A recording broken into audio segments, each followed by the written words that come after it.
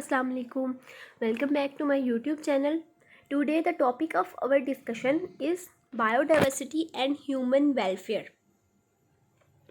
इसमें हम पढ़ेंगे benefits of species and ecosystem, species and their services. सबसे पहले बायोडाइवर्सिटी क्या है कि जितनी भी लाइफ की वैरायटीज़ हैं इस दुनिया में वो सारी किस में आती हैं, बायोडाइवर्सिटी में। ठीक है, और वो ह्यूमन वेलफेयर के लिए किस तरह इम्पॉर्टेंट है, आज के टॉपिक में हम ये डिस्कस करेंगे।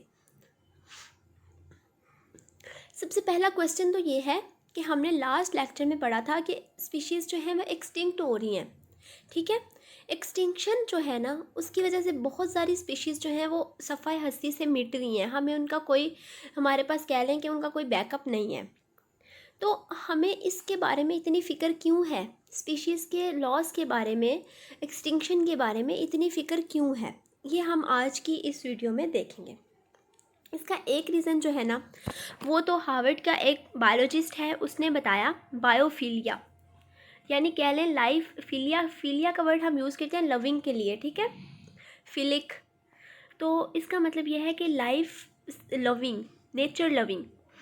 ठीक है, जो हमारा कनेक्शन है बाकी सारी लाइफ फॉर्म्स के साथ, जैसे प्लांट्स हैं, ठीक है, जैसे बाकी वाइल्ड लाइफ स्पीशीज़ हैं, उनके साथ जो हमारा कनेक्शन है उसकी वजह से भी हमें इसके बारे में फ़िक्रमंद होना चाहिए, लॉस ऑफ बायोडाइवर्सिटी के बारे में।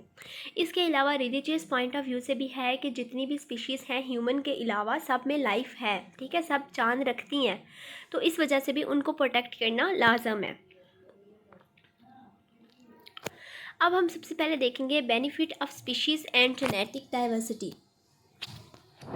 अब देखें ना, काफ़ी सारी ऐसी स्पीशीज़ हैं जो ख़त्म होने वाली हैं, लेकिन वो बहुत ज़्यादा सर्विसेज प्रोवाइड कर रही हैं। जैसे कुछ स्पीशीज़ से मेडिसिन बनती हैं, कुछ जो है वो एज ए फूड यूज़ होती हैं, कुछ जो है वो फाइबर प्रोवाइड करती हैं ह्यूमन यूज़ के लिए, यानी वो किसी ना किसी तरीके से ह्यूमन के साथ लिंक्ड हैं और उनको फ़ायदा पहुँचा रही हैं।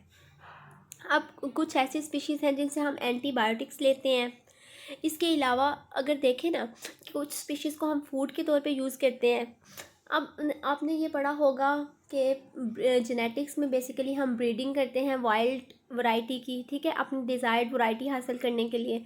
तो सपोज़ करें ना अगर वाइल्ड पॉपुलेशन जो है वो ख़त्म हो जाए तो हम अपनी मर्ज़ी की वैरायटीज़ कैसे हासिल कर सकते हैं, क्योंकि हमने क्रॉस तो वाइल्ड स्पीशीज़ से कराना है ना, और अगर वही ख़त्म हो जाएंगी तो हम क्या करेंगे। यहाँ पे एक एग्जांपल है बहुत प्यारी, देखते हैं। अब ना क्या हुआ कि राइस की ना वैरायटीज़ में ना एक वायरस का आउटब्रेक हो गया। साइंटिस्ट ने क्या किया, राइस की जितनी वैरायटीज़ थी ऑलमोस्ट 7000, उन सब पे स्टडी की, और उनमें से सिर्फ एक वैरायटी ऐसी थी जो कि इंडियन राइस है, जो उस वायरस के लिए रेजिस्टेंस थी, ठीक है, रेजिस्टेंट रखती थी।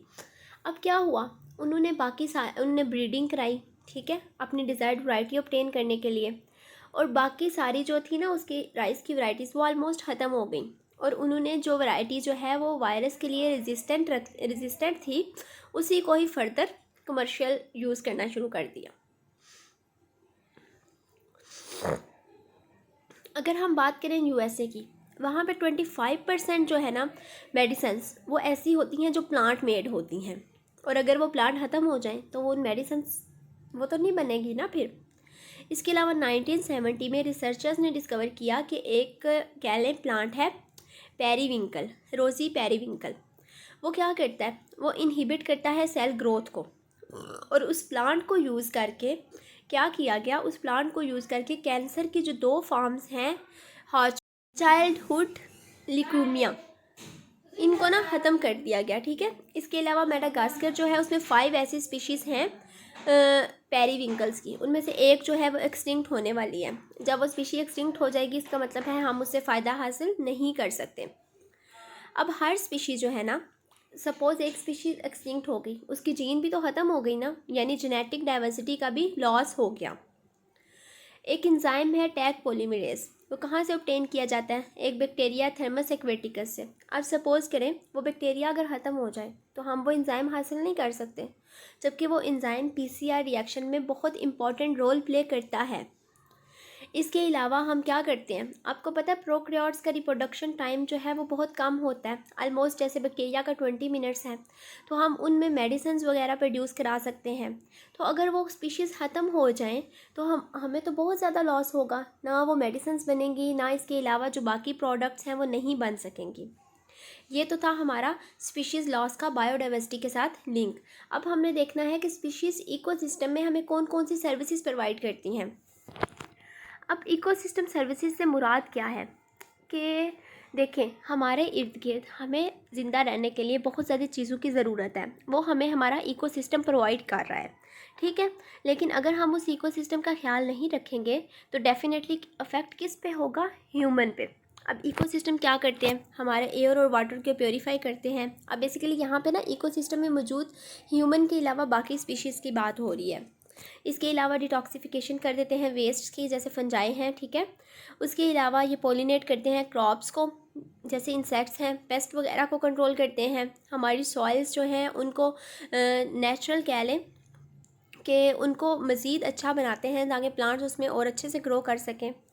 और यहाँ पे ना एक रिसर्च की गई थी, रॉबर्ट एक साइंटिस्ट था, इकोलॉजिस्ट, 1997 में। उसने और उसके कोलीग्स ने एक रिसर्च की थी कि जो सर्विसेज हमें इकोसिस्टम प्रोवाइड करता है ना, अगर वो मैन मेड होती तो कितना उस पर खर्चा आता, 33 ट्रिलियन डॉलर्स पर ईयर। जबकि जो हमारी पूरी वर्ल्ड है ना, उसकी इनकम कितनी है, 18 जो है ट्रिलियन डॉलर्स है। एविडेंस है हमारे पास कि जो इकोसिस्टम फंक्शनिंग है ना, और उसकी कैपेसिटी जो हमें सर्विसेज प्रोवाइड कर रहे हैं, वो बायोडाइवर्सिटी से बिल्कुल लिंक्ड है, ठीक है। ह्यूमन एक्टिविटीज़ बायोडाइवर्सिटी को रिड्यूस कर रही हैं। अब देखें, कुछ ऐसी स्पीशीज़ उसमें ख़त्म हो जाएंगी जो हमें इकोसिस्टम सर्विसेज प्रोवाइड कर रही हैं, तो लॉस किसका होगा, डेफिनेटली ह्यूमन का। सो इसलिए हमारा जो पहला क्वेश्चन था कि why should we concern about the loss of biodiversity, उसका आंसर हमारे पास ये आ गया कि हमें उन स्पीशीज़ के बहुत ज़्यादा बेनिफिट्स हैं और ह्यूमन इनडायरेक्टली और डायरेक्टली उन स्पीशीज़ से लिंक्ड है। इसलिए हम रिस्क नहीं ले सकते एक्सटिंक्शन होने दें, हमें उसको रोकना है।